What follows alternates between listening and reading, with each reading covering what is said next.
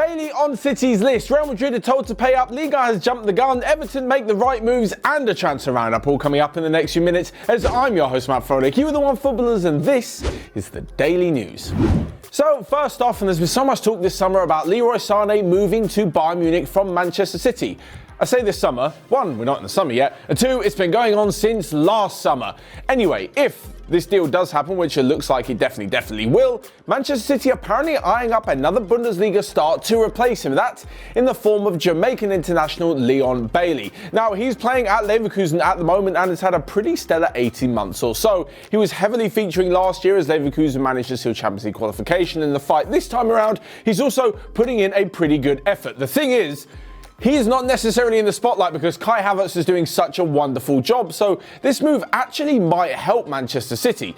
Basically, with Kai Havertz taking all the attention, and definitely the one that Leverkusen either don't want to lose or are going to charge huge money for, they could maybe slip under the radar and go and sign Leon Bailey up. Over the last few years, he has had one or two moments where maybe his attitude has been questioned, but for those of you who have seen him, who watched the Bundesliga, watched Leverkusen, even watched the Jamaica international matches, you'll know Leon Bailey is one hell of a talent. I think under Pep Guardiola, and especially with a few others in similar positions who he can learn from, like Raheem Sterling, Riyad Mahrez, Bernardo Silva, I think Bailey could go on to be an unbelievable signing for Manchester City. Now, there is no official quote of how much, but there was a rumour that around 40 million euros could do it. And again, even with the impacts of COVID-19, that is peanuts for Manchester City.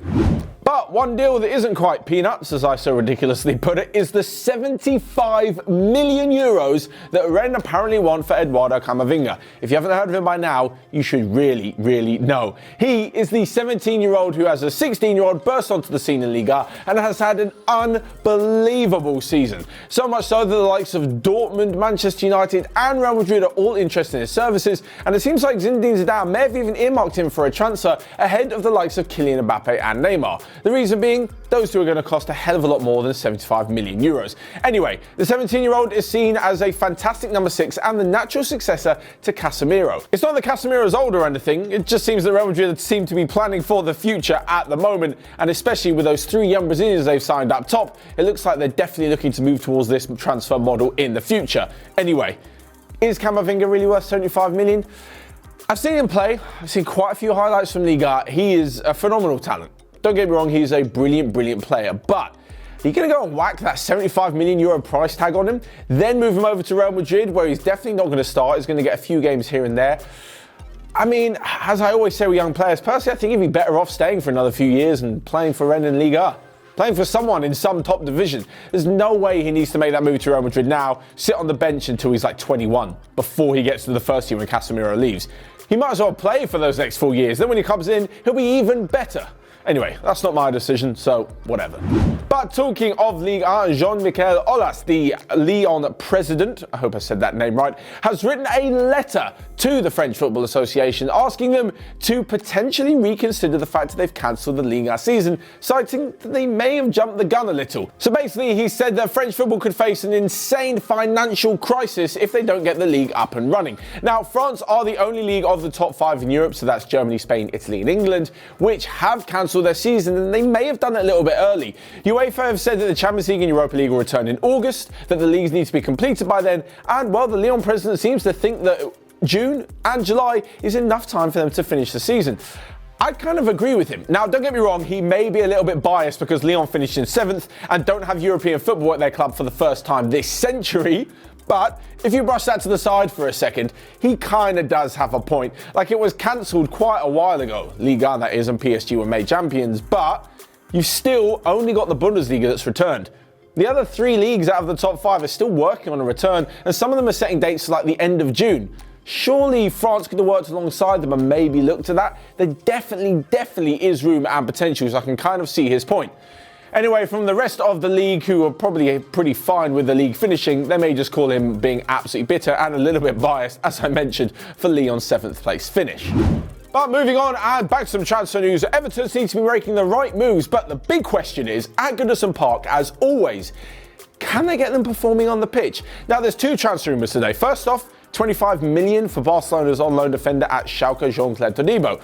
Looks like a pretty good signing to me. I'm not quite sure he's Barcelona level, but definitely would come good at Everton. The second one is Alan, who currently plays in midfield for Napoli, and of course Ancelotti knows him well from his days at Napoli. Apparently Everton have opened the bidding at around 40 million, but the Italian club want to hold out for around 60 million. Anyway, if you put all of the transfer talk to the side, all of the wages, the money, how much they're going to pay, whatever, blah, blah, blah, and they bring in Todibo and Alan, that will only add to a brilliant squad that they've got, and they really, in my opinion, should be challenging for the top four. Okay, you bring those two in. There's also Yeremy in the defence as well as Mason Holgate. Looks like a brilliant youngster. Moving into the midfield, and there's Tom Davis and Andre Gomez, who would be brilliant alongside Alan. Further forward, you've obviously got Richarlison, Moise Kean. Everton definitely have the potential, as well as obviously the manager in Carlo Ancelotti, an unbelievable one, to be a good side. They just never seem to put a run of form together. Anyway, if they bring in those signings and maybe one or two more, I've no doubt, as I said, that they'll definitely be challenging for European football. Europa League at the minimum, maybe even a top four. So lastly but not least, a quick roundup of the rest of the day's news and transfer news that you might have missed. And the Women's Premier League has been cancelled. What this means for the Men's Premier League, we're not quite sure just yet, but they've decided to finish the season, and in the next few days we'll decide about relegation, promotion to the Championship, and of course who wins the title as well.